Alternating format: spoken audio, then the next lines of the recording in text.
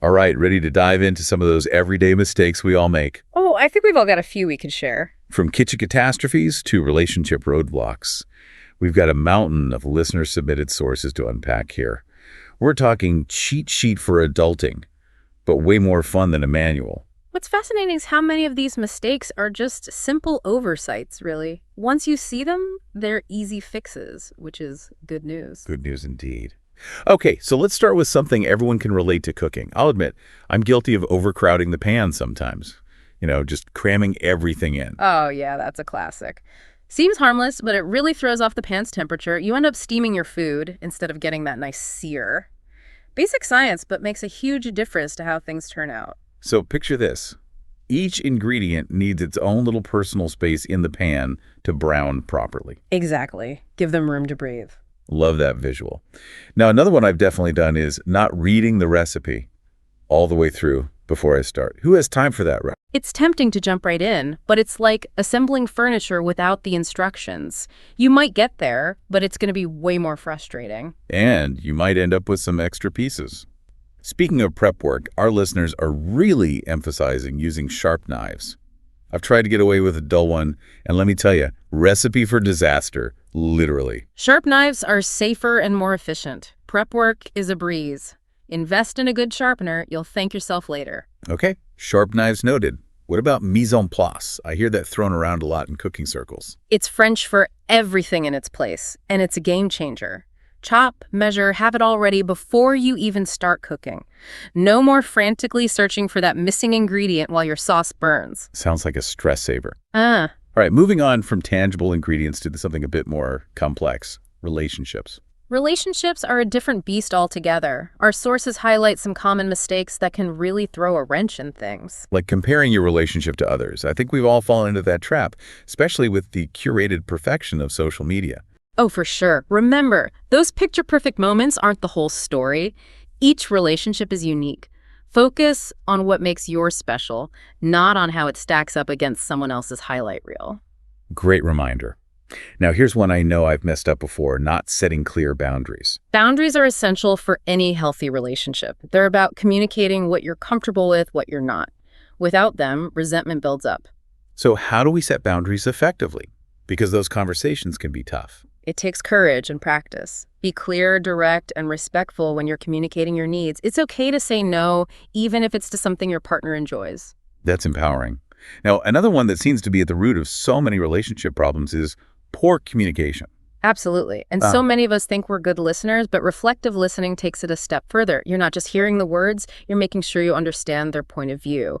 Like, it sounds like you're feeling frustrated because that can really help prevent misunderstandings. It also shows you're truly paying attention, not just waiting for your turn to talk. And what about assuming our partners should just know how we feel? Guilty as charged on that one. Expecting them to be mind readers is setting everyone up for disappointment. Clear communication is key. So no more hints, no more hoping they'll magically figure it out. Just straight up, hey, this is how I'm feeling about this. Exactly. It might feel awkward at first, but it's so much healthier for the relationship in the long run. Builds trust. Trust and understanding, those are the building blocks. Okay, so communication boundaries and ditching the comparisons. Any other relationship red flags we should watch out for? One that's often missed, especially early on, is ignoring those red flags. Ah, yes, the rose-colored glasses. You get caught up in the excitement, overlook those warning signs. But small issues can become big problems later on. Like what? What are some examples of red flags people should look out for? Let's say your partner constantly dismisses your feelings, or makes you uncomfortable with their jokes, consistently breaks promises. Those are red flags you shouldn't ignore. So if you're seeing these red flags, how do you address them? Communication again. Voice your concerns, express your needs. A healthy relationship is a partnership. Both people should feel safe, respected, heard. Absolutely. Okay, we've navigated the culinary world, tackled the complexities of relationships. How about something that can be a major stressor? The dreaded job interview. Job interviews are nerve-wracking. But our sources have some solid tips for avoiding those common mistakes and boosting your chances of landing that dream role. I once completely bombed an interview because I didn't research the company at all. Talk about embarrassing. Yeah, that's a big one. Employers want to see you've taken the time to learn about them, what they do, their values. It shows you're actually invested. Stalking their website, that's step one. Right. But what if there's not much info out there? Sometimes you got to get creative. Look for articles about the company, check their social media, see if you have any connections who work there. And while we're on the subject of preparation, what about those common interview questions? Should you really practice your answers beforehand? Absolutely. Might feel silly, but it makes a difference. Helps you feel more confident, prevents you from getting flustered and going off on a tangent. So, step one is to stalk the company website. Got it. Should you be writing out full answers or just thinking through the main points you want to hit? It depends on you. Some people like detailed answers, others prefer bullet points or just keywords. Find what makes you feel prepared, but don't sound overly rehearsed. Makes sense. Now, one mistake that comes up a lot in the sources is speaking negatively about past employers. Why is that such a deal breaker? Even if you had a bad experience, frame it constructively. Employers want to see you can learn and move forward professionally. So instead of bashing your old boss, focus on what you learned from that experience and how it helped you grow. Exactly. Maturity and professionalism, those are qualities any employer would appreciate. Okay, so we've covered research, prepping those answers, and keeping things positive. What other job interview traps should we watch out for? A lot of people trip up on not asking questions at the end of the interview. It's not enough to answer their questions well. You need to have some of your own ready to go too. It's your chance to show you're engaged, curious. Employers want to see you thinking critically about the opportunity. Okay, so what kind of questions should we be asking? Avoid the stuff you could easily find on Google. Ask questions that show you're genuinely interested in the company, the role, the team. What's the company culture like? What are the team dynamics? Are there opportunities for growth within the role? Instead of asking, what does your company do? You could ask, what are some of the biggest challenges the team is facing right now? Exactly. That shows you've been thinking about the role, that you're actually interested in contributing to their success. All right, let's shift gears from the professional world to something that impacts everyone saving money. It can be a daunting topic. It can be. But what's encouraging is that so many money mistakes are just based on habits. Change the habits, change your finances. Okay, let's hear it. What are those common money mistakes? Topping almost every list is not having a budget. But it doesn't have to be some crazy, complicated spreadsheet, right? Nope.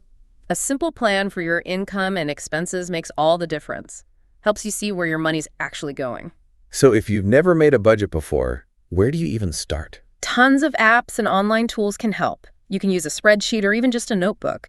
Track your income and expenses for a few months to see your spending patterns, then set realistic spending limits, like for groceries, entertainment, transport. Now, speaking of spending, impulse buying can really sabotage those financial goals. It's so easy to get caught up in the moment, especially with online shopping. It's a real challenge. The sources suggest having a cooling off period before any unplanned purchases. See something online you want, add it to your cart, but don't check out right away. Wait a couple of days. You might find you don't even want it anymore. And what about those little expenses that sneakily drain our accounts without us even realizing? The latte factor, right. Those daily coffees, takeout lunches, subscription services we forget about. Individually, they're not much, but they add up. Death by 1,000 cuts. How do you combat those sneaky expenses? Awareness. Track your spending for a week or two. Where's your money really going? Once you know, you can make conscious choices about where to cut back. Instead of buying a latte every day, maybe a few times a week, you make coffee at home. Exactly. Or pack your lunch a couple of days instead of eating out. Small changes, big difference over time. Okay, we're budgeting, we're resisting those impulse buys, tackling those sneaky little expenses. Now for the big one. Debt. Ignoring it is definitely not the answer. The sources are very clear on that. It's like this heavyweight dragging you down, stopping you from reaching your financial goals. Great analogy. You've got to prioritize paying down that high-interest debt. Any case for doing that effectively? The snowball method is popular. Focus on paying down the smallest debts first, regardless of the interest rate. It's motivating to see those debts disappear, builds momentum. I've heard of that. A little psychological boost to keep you going. Exactly. Another approach is the avalanche method.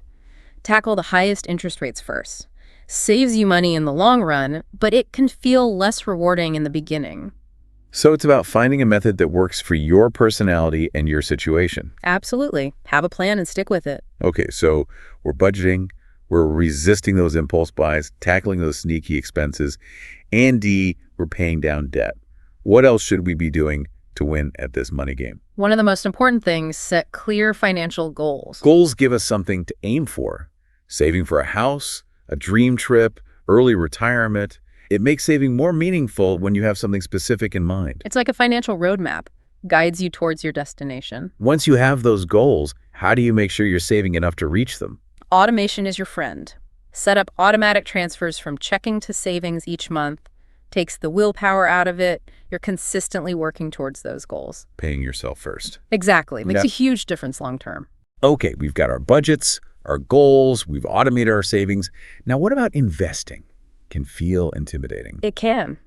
But it's essential for building long-term wealth. The sources recommend starting with a low-cost index fund. Low-cost index fund. It's a type of mutual fund that tracks a specific market index, like the S&P 500.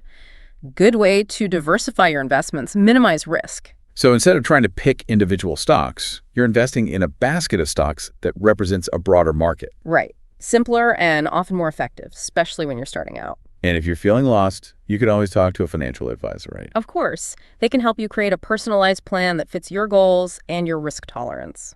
Okay, we've covered a lot of ground here in the world of personal finance. Yeah. Any final words of wisdom for our listeners who are on their financial journeys? Small changes, big difference over time. Even if you can't save a lot right now, every little bit counts. Be consistent. It's not about being perfect. It's about making those small, consistent choices that add up over time. Well said. It's never too late to start taking control of your finances and building that brighter future. Well said. Okay, we've tackled cooking, relationships, even job interviews, and we've sorted out our finances. Now let's talk about exploring the world. Travel. A fantastic way to experience new cultures, create lasting memories, broaden those perspectives. But even the best laid plans can go wrong. Our listeners sent in some great sources on common travel mistakes that can turn a dream vacation into a total nightmare. Let's start with a classic overpacking. Who hasn't struggled to zip up that overstuffed suitcase? It's tempting to pack for every possibility, but less is definitely more when you're traveling. Lugging those heavy bags around can be a real drag, and those extra baggage fees can add up fast. Exactly. Here's a tip. Lay out everything you think you need, then put half of it back. You'll be surprised how much you can actually get away with. That's brilliant. I'm definitely trying that next time. Now, one mistake that can really ruin your trip before it even begins, not checking visa and passport requirements. It's easy to assume your passport is all you need, but different countries have different rules. And not having the right documents can lead to delays, missed flights, even being denied entry. Exactly. And it's not just visas. Sometimes your passport needs to be valid for a certain amount of time after your trip. Always double check those requirements well in advance. Okay, we've got our bags packed lightly, our passports are sorted. What other travel pitfalls should we be watching out for? The sources really stress the importance of researching your destination. It's so tempting to just wing it, go with the flow. Sure, spontaneity is fun, but a little research goes a long way. Learn about the local customs, figure out the transportation options, find those must-see attractions. Even learning a few basic phrases in the local language can make a big difference. It's about maximizing your experience, minimizing potential frustrations. Speaking of maximizing, what about food? One of the best things about travel is experiencing new cuisines, right? Absolutely. But there are definitely some mistakes to avoid when it comes to dining in a new place. Like falling into the tourist trap. Those overpriced, mediocre restaurants with pushy salespeople, yeah, you want to steer clear of those. They're so good at luring you in with promises of authentic experiences. They are. But the food is often disappointing. You end up paying way too much for the privilege of being in a touristy spot. So how do you avoid those places? It's tough when you're in a new place, don't know where to go. Research is key. Read online reviews from reputable sources. Ask locals for recommendations. Venture off the beaten path, you'll find hidden gems. I always try to look for places where the locals are eating. If it's good enough for them, it's good enough for me. That's a great strategy. And if you're not sure about something on the menu, don't be afraid to ask. Waiters and chefs are usually happy to help. All right, before we wrap up this travel section, let's talk about travel insurance. Not the most exciting topic, but our listeners really emphasize how important it is. It might seem like an extra expense, but it can protect you from all sorts of unexpected events. Flight cancellations, lost luggage, medical emergencies, you name it. Peace of mind, knowing you're covered if something goes wrong. Especially when you're traveling internationally, Medical expenses can add up quickly. Exactly. And travel insurance is pretty inexpensive compared to the potential costs of those unexpected events. A small price to pay for that peace of mind. Okay, so we're packing light, checking those travel documents, researching our destination, avoiding tourist traps. Andy, we're getting travel insurance. Any parting words of wisdom for our adventurous listeners? Embrace flexibility. Travel plans don't always go perfectly. Be prepared to adapt. And most importantly, pack your sense of adventure. That and a healthy dose of curiosity and an open mind. Those are the key ingredients for any truly memorable travel experience. Well said. All right, we've journeyed through some common mistakes people make in cooking, relationships, job interviews, saving money, and even traveling. It's been quite the adventure. What's your big takeaway from all of this? What should our listeners focus on? Well, the biggest takeaway for me is this. Mistakes are going to happen. It's inevitable. We all make them. It's part of being human. The key is to see them as opportunities. Opportunities for what? For growth. For learning. So instead of beating ourselves up when we mess up, we should embrace those mistakes as part of the process. Exactly. And I think that's a great segue into the final part of our deep dive today, because the final part of this deep dive is all about mindset and how the right mindset can help you not only avoid those everyday mistakes, but also learn and grow from them. Mindset is everything, isn't it? It's like that saying, whether you think you can or you think you can't, you're right. Exactly. Our thoughts and beliefs shape our actions, our experiences, our whole reality, really. And the sources we've gathered for this deep dive are packed with insights on how to cultivate a more positive, resilient, and growth-oriented mindset. Okay, I'm intrigued. Let's dive into those insights. Where do we even begin with something as big as mindset? Well, one thing that comes up consistently is the importance of self-awareness. Knowing yourself, your strengths, your weaknesses, your triggers, all of that. It's the foundation of personal growth. When you understand yourself better, you're better equipped to make choices that align with your values and your goals. And you're less likely to fall into those patterns of behavior that lead to those everyday mistakes. Okay, self-awareness. Got it.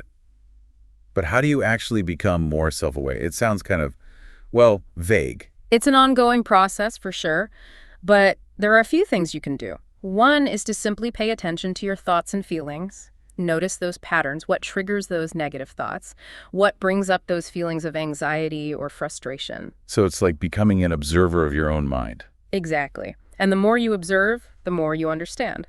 Another helpful practice is journaling. Ah, the good old diary. I used to do that when I was a kid. It's not just for kids. Journaling can be a powerful tool for self-discovery. It allows you to process your emotions, identify patterns, and gain clarity on your thoughts and beliefs. So if I'm journaling, what kinds of things should I be writing about?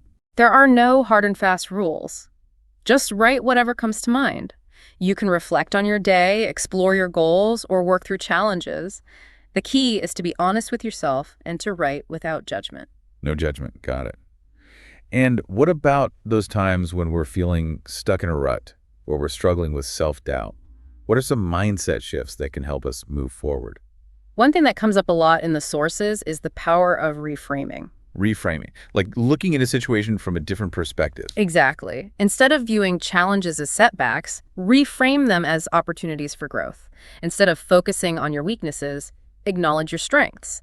And instead of dwelling on the past, shift your focus to the present moment and the possibilities that lie ahead. It's like that saying, when life gives you lemons, make lemonade. Exactly. It's all about how you choose to perceive and respond to those challenges. I love that. Yeah. Now, what about those limiting beliefs that can hold us back from achieving our full potential? You know, those voices in our heads that tell us we're not good enough or we're not capable of doing something. Those limiting beliefs can be so insidious. They often stem from past experiences or messages we've internalized over time. But the good news is, we can challenge those beliefs and rewire our thinking. How do we do that? How do we silence those negative voices and start believing in ourselves more? It takes time and effort, but it's definitely possible. One powerful technique is to identify those limiting beliefs and then look for evidence that contradicts them. So if my limiting belief is I'm not good at public speaking, I would look for times when I have spoken in public and it's gone well. Exactly. Or you could focus on the skills and qualities that make you a good communicator in other settings. The more evidence you can gather to challenge those limiting beliefs, the weaker they become. It's like building a case for yourself, presenting all the evidence that proves you're capable and worthy. I love that analogy. And another powerful tool is affirmations. Affirmations, those positive statements that you repeat to yourself. Exactly. By repeating affirmations that align with your goals and values, you can start to reprogram your subconscious mind and shift your beliefs. It might feel a little awkward at first, but it can be surprisingly effective. What are some examples of affirmations that people can use?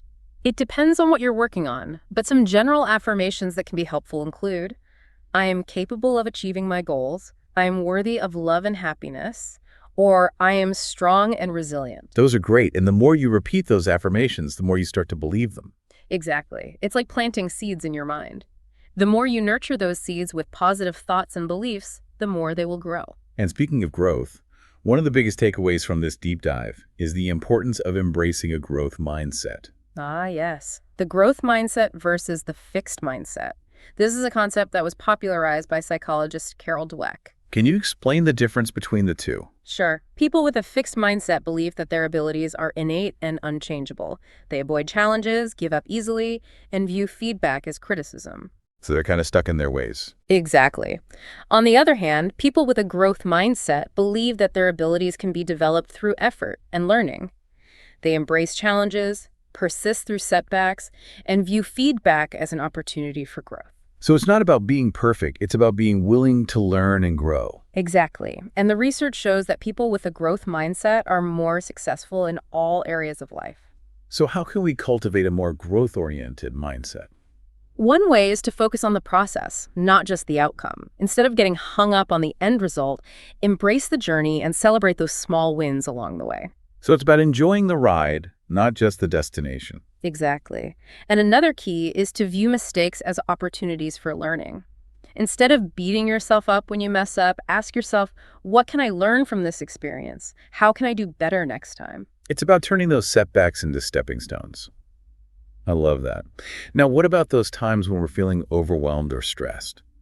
Are there any mindset shifts that can help us manage those difficult emotions more effectively? Absolutely. One powerful technique is to practice gratitude. Gratitude, like focusing on the good things in our lives. Exactly. When we're feeling stressed, it's easy to get caught up in those negative thoughts and emotions.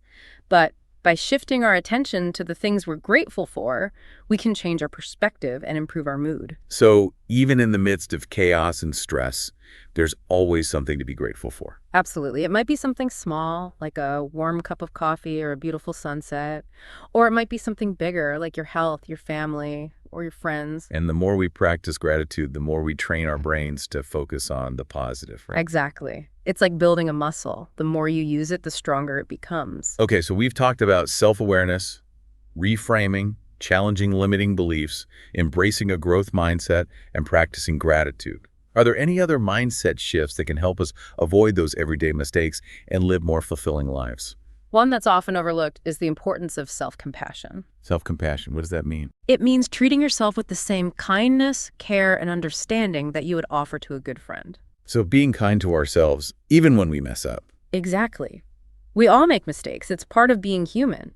But instead of beating ourselves up, self-compassion encourages us to acknowledge our imperfections and to treat ourselves with forgiveness and understanding. It's about recognizing that we're all works in progress, constantly learning and evolving. Exactly. And when we approach ourselves with self-compassion, we're more resilient, more motivated, and more likely to learn from our mistakes. So it's not about lowering our standards or accepting mediocrity.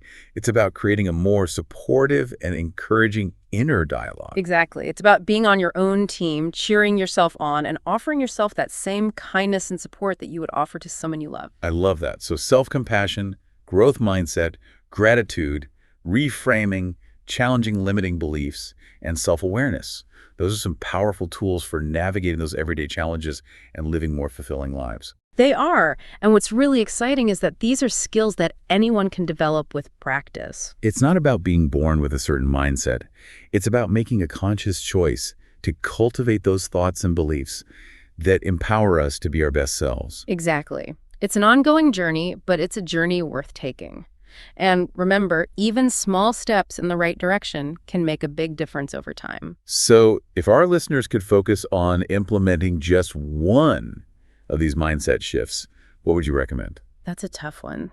They're all so valuable, but if I had to choose one, I'd say start with self-compassion. Why self-compassion? Because it's the foundation for everything else. When you're kind to yourself, you're more likely to embrace challenges, persist through setbacks, and learn from your mistakes. It creates a more supportive and encouraging inner environment, which then allows you to flourish and grow. Exactly. And it makes the journey so much more enjoyable. So let's all make a commitment to be a little kinder to ourselves, to celebrate our strengths, and to embrace those imperfections that make us unique.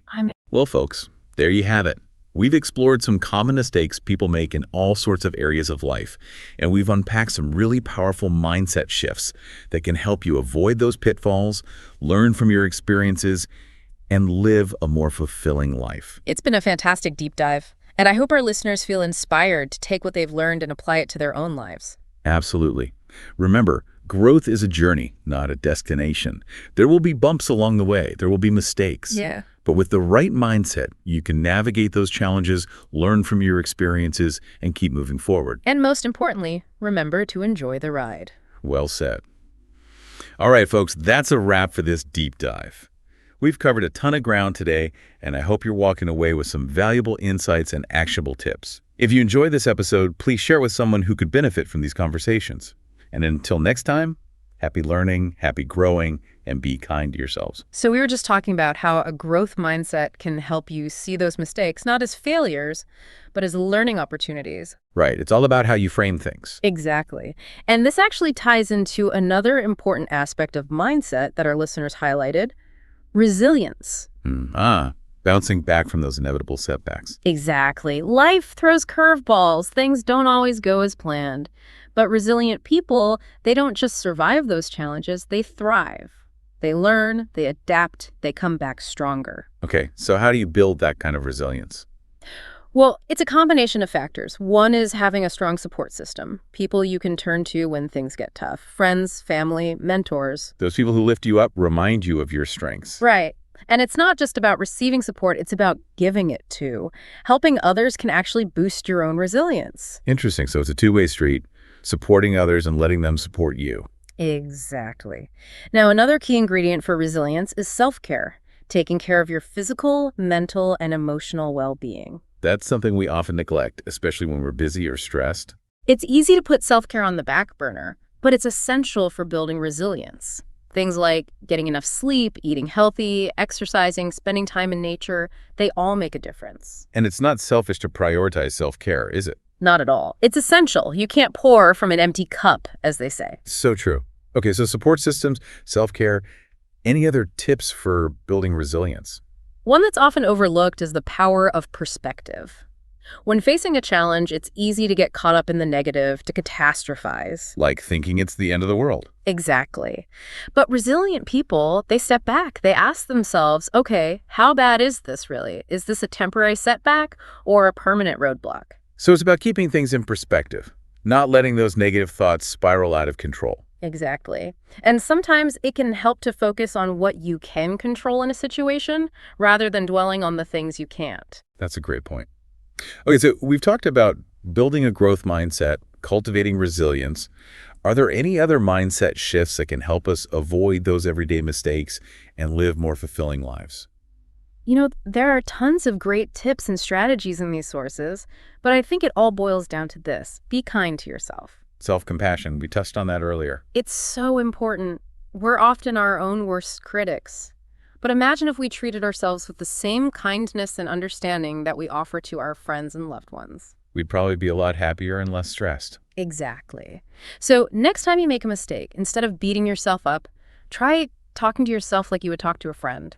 Offer yourself words of encouragement and support. It's about recognizing that we're all human, we're all doing the best we can. Exactly. And when we approach ourselves with that kind of compassion, we create a more supportive and encouraging inner environment, which then allows us to grow and learn from our experiences. Well, this has been an incredibly insightful deep dive. I feel like we've covered so much ground, from specific tips for cooking, relationships, and finances to these broader mindset shifts that can really transform the way we approach life's challenges. It's been a journey, for sure, and I hope our listeners are walking away with a renewed sense of possibility and a toolbox full of strategies for navigating those everyday mistakes and creating a more fulfilling life. Absolutely. And remember, it's not about being perfect, it's about progress. Even small steps in the right direction can make a big difference over time. Well said. And most importantly, remember to be kind to yourself along the way. Couldn't agree more. All right, folks, that's a wrap for this deep dive. Thanks for joining us on this journey of exploring everyday mistakes and unlocking the power of mindset. We hope you found these conversations insightful and inspiring. Until next time, happy learning, happy growing, and be kind to yourselves.